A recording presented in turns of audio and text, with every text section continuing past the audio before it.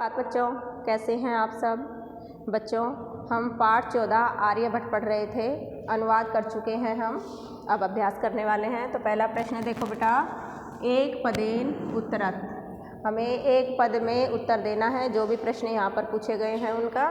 तो पहला प्रश्न है बेटा, सूर्य कस्याम दिशायाम उदेति। सूर्य कस्याम दिशायाम उदेति। सूरज कस्याम मतलब किस, दिशायाम दिशा में, उदेति मतलब उगता है या उदय होता है। सूर्य किस दिशा में उदय होता है? पूर्वस्याम, पूर्व दिशा में। सूर्य कौन सी दिशा में उदय होता है? पूर्व दिशा में।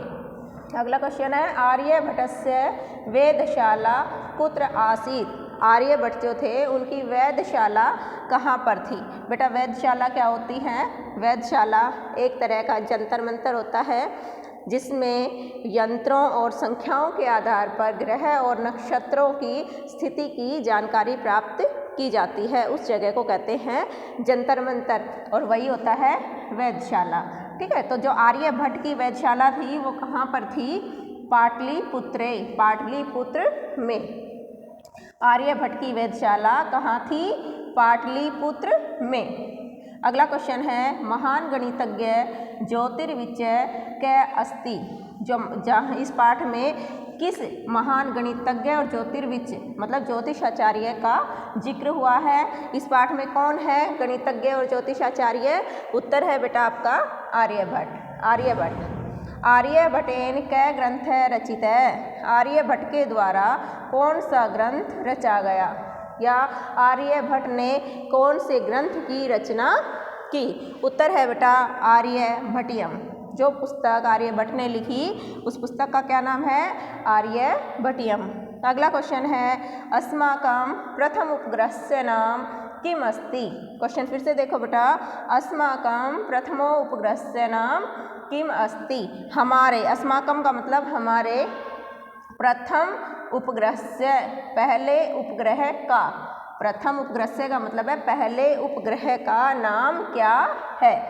हमारे पहले उपग्रह का नाम क्या है?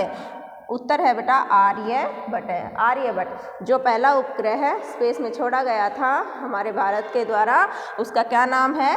आर्यभट्ट है। ये आर्यभट्ट है जो पहले उपग्रह का नाम इन जो महान गणितज्ञ और ज्योतिषाचार्य आर्यभट्ट है उन्हीं के नाम पर रखा गया। तो यहाँ पर बेटा ये एक पदेन वाला जो क्वेश्चन है कंप्लीट हो गया। एक बार फिर से देख लो, सूर्य कस्याम दिशायाम उदेति। सूर्य किस दिशा में उदय होता है? पूर्वस्याम, पूर्व दिशा में। अगला क्वेश्चन, आर्यभट्टस्य वेधशाला कुत्र आसीत्। कुत्र का मतलब कहाँ और आसीत् का मतलब थी। आर्यभट्ट की वेधशाला कहाँ थी? उत्तर है पाटलिपुत्रे, पाटलिपुत्र में। ये पाटलिपुत्र बेटा जो आज के समय में पटना के नाम से जाना जाता है वो जगह है। अगला क्वेश्चन, महान गणितज्ञ ज्योतिर्विचय कै अस्ति। महान गणितज्ञ और ज्योतिषाचार्य का क्या नाम है? आर्यभट्ट। आर्यभट्टेन कै ग्रंथ रचित है। आर्यभट्ट ने कौन सा ग्रंथ रचा? आर्यभट्टियम। आर्यभट्टियम नामक ग्रंथ की रचना की। अगला क्वेश्चन, अस्माकं प्रथम उपग्रहस्य नाम किम अस्ति। हमारे पहले उपग्रह का नाम क्या है? आर्यभट्ट है। आर्यभट्ट। अगला क्वेश्चन बेटा हम दूसरा, तीसरा और चौथा क्वेश्चन अगली वीडियो में करेंगे। तो पहले मैं आपको 5th क्वेश्चन करवा रही हूँ, ध्यान से देखो। संधि विच्छेदम कुरु। संधि विच्छेद करना है। यहाँ पर कुछ शब्द बच्चों आपको दिए गए हैं, उनका संधि विच्छेद करना है। तो पहला शब्द है ग्रंथो अयम। ग्रंथो अयम, तो इसका संधि विच्छेद रहेगा बच्चों, ग्रंथ है प्लस अयम। ग्रंथ है प्लस अयम। यहाँ पर देखो बेटा विसर्ग दिया है, प्लस से पहले क्या है? विसर्ग, और बाद में ए। जब प्लस के पहले विसर्ग आता है तो वो विसर्ग संधि होती है बेटा। विसर्ग संधि हमने डिटेल में नहीं की है क्योंकि आपके सिलेबस में नहीं थी। तो आपको ध्यान रखना है कि ग्रंथोअयम का जो संधि विच्छेद रहेगा ग्रंथ है। अगर ये विसर्ग नहीं होगा बेटा तो ए प्लस ए जो आपकी दीर्घ संधि थी वो बनती, तो यहाँ पर ओ की बजाय आ होता, लेकिन यहाँ पर विसर्ग होने के कारण यहाँ पर कन्वर्ट होके यहाँ ओ बन गया है। ठीक है, तो इसका रहेगा ग्रंथ है प्लस अयम। ध्यान रखना है, यहाँ ग्रंथ के बाद आपको विसर्ग लगाना है। अगला शब्द है सूर्याचल है। सूर्या, यहाँ पर आ है तो यहाँ पर आपका संधि विच्छेद रहेगा सूर्य प्लस अचल है, यहाँ ए है और यहाँ पे भी ए है। जब ए और ए मिलते हैं बेटा, देख ए प्लस ए मिलते हैं तो आ बनता है, ठीक है। तो यहाँ पर हम आ बन गया है, सूर्य के बाद देखो आ का डंडा लगा है, तो ये हमारी दीर्घ संधि का एग्जाम्पल है, सूर्य प्लस अचल है। अगला तथाइव, यहाँ पर देखो आई की मात्रा लगी है, आई कब बनता है, जब ए और आ, प्लस से पहले ए और आ हो, बाद में ए हो, ठीक है, ए और आई हो तो कन्वर्ट होकर आई बनता है। कौन सी संधि का एग्जाम्पल है बेटा, ये वृद्धि संधि का एग्जाम्पल है। आ प्लस ए, आ प्लस ए और मिलकर क्या बना है हमारा आई, ठीक है। और ये आई की जो मात्रा है यहाँ थ पर गई है। तथाइव का बनेगा आपका संधि विच्छेद तथा प्लस एव, ये वृद्धि संधि का एग्जाम्पल है।